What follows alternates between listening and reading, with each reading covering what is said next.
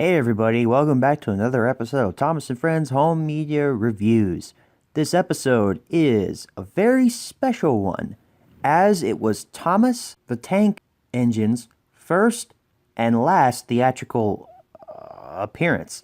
If you live in the United States, I know in the UK you can watch the specials in theaters, which I personally don't agree with. They're not theatrical quality. If you were alive in July of 2000, you could have gotten to see Thomas and the Magic Railroad in theaters, and that's what this episode is on. The movie that's very controversial. A lot of people like it, a lot of people hate it.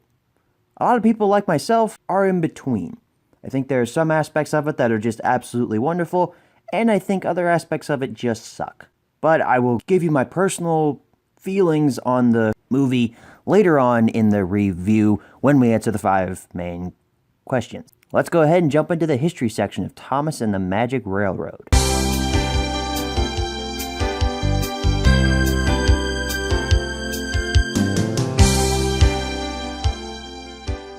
So since Thomas and the Magic Railroad is a theatrical release movie, I will give you the date of when it first appeared in theaters. This movie was released theatrically on July 14th of 2000 in the UK and the 26th of July in the US and Canada.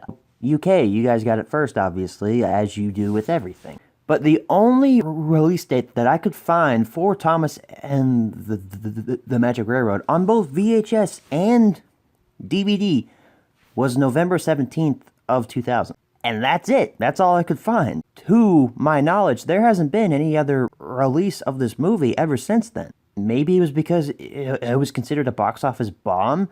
I mean, it only made 19 million. Its budget was what, 20 million? So it wasn't a complete flop, but it didn't make any money. It made its budget back, but it didn't make a profit. You can still find copies of it everywhere because I think that they were horrendously mass-produced. But let's go ahead and move into the close-up before I go off on a tangent about this.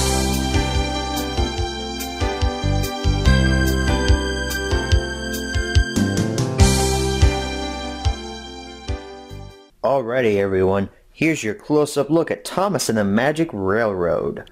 So we sort of have 2 copies to look at. One of them is my childhood copy. This one is my most recent one that I got in that 6-tape lot.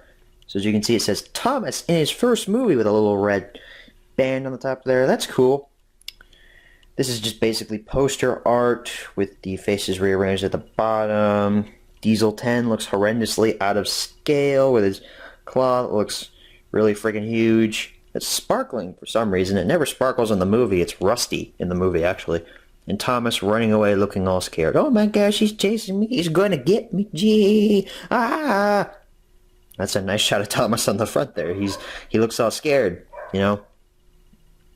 Great way to get your kids to watch the movie. Peter Fonda, Mara Wilson, Alec Baldwin on the front there. Nice quote. Little engines can do big things. I like that. On the side, whoa, big face Thomas. Scroll on down here. Closed caption. Digitally mastered. Columbia TriStar Home Video. It's not Anchor Bay putting this out this time since it is a theatrical film. On the back, some promo art, I think, of Mara Wilson and Peter Fonda. Thomas is a magical, fun family experience. Yeah, they got that wrong. Alec Baldwin looking kind of confused. That doesn't make any sense. Your summary about what's on the tape and such, and your summary of the movie.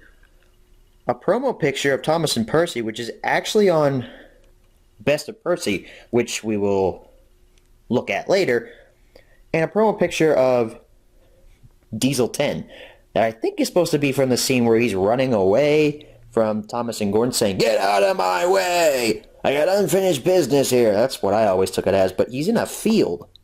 He's not in like a station area. On the bottom is just your copyright information stuff. Another Columbia TriStar Home Video logo down there.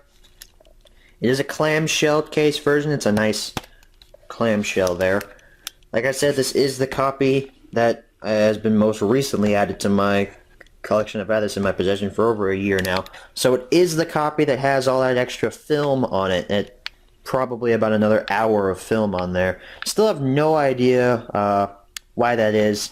Don't think it has any like magical significance of director's cut footage or anything. There's no like message from like Britt Allcroft saying, if you now own this tape, you have access to the director's cut. I'm going to flash a map on screen for 5 seconds. You have to memorize it, and you can't rewind the tape, and the map will lead you to the director's cut, which is in the Parliament House in Germany or something. I don't know.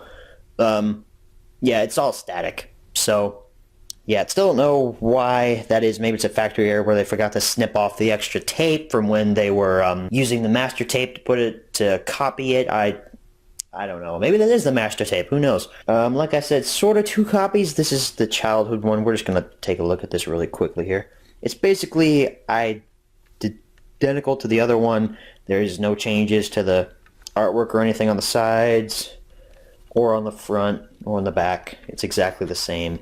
It's just in semi-worse condition with a giant dent there, and it's kind of yellowing at the bottom because of all its air exposure. Tape, obviously, is the same. It's got a little barcode on the top there. I think the other one had a barcode too. Let's look. Yes, it does have a barcode on there. I think that's maybe a serial number. Keep a tape with each other, but yeah, that one's yellowing a bit on the bottom. That's because I've had it for a decade now.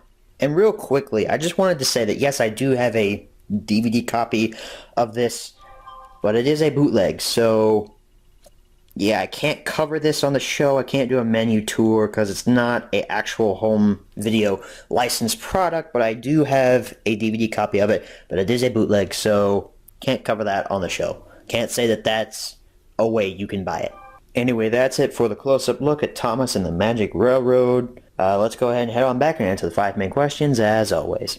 Okay, so we're back from the close-up, and now it's time to answer the 5 main questions as always.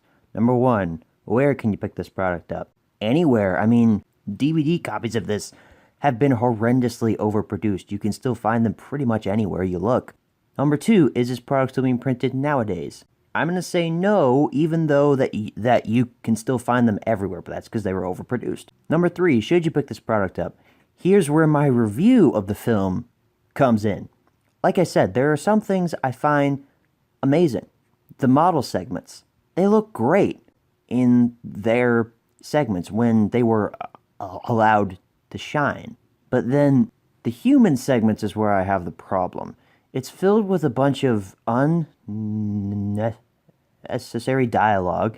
It's pretty much nothing but exposition, and it really just doesn't tie any sort of story together. It's confusing, it's convoluted. I couldn't follow it as a child, and I still can't follow it nowadays, and I'm a teenager, for God's sake. I mean, I watch movies basically to live, and I still can't understand it. Is this movie horrible? No, it's okay. I think it's definitely watchable, but is it great? No, it could easily be improved. Would I have liked to have seen the director's cut more? Yeah, of course I would. I would still want to see that. I'm going to say that you should buy this. Just to watch it if you've never seen it in its entirety. Watch it once and see how you feel. After that, you can sell off your copy if you don't like it. But if you do like it, hey, keep it around. I watch it maybe once every year for nostalgia reasons because I loved it growing up as a kid, even though I understood none of it. But I say, yeah, you should definitely check this out because if you're a Thomas fan and you haven't seen this, you gotta watch it just to say you've seen it. Number 4, where should you pick this product up? Same answers as number 1. And number 5, what price should you pay? Definitely don't want to go over 10 for either version if it's a DVD or a VHS. They are so easy to find. So that's my home media review on Thomas and the Magic Railroad, and a review on the film itself, really. As far as I'm concerned, I think it's fine.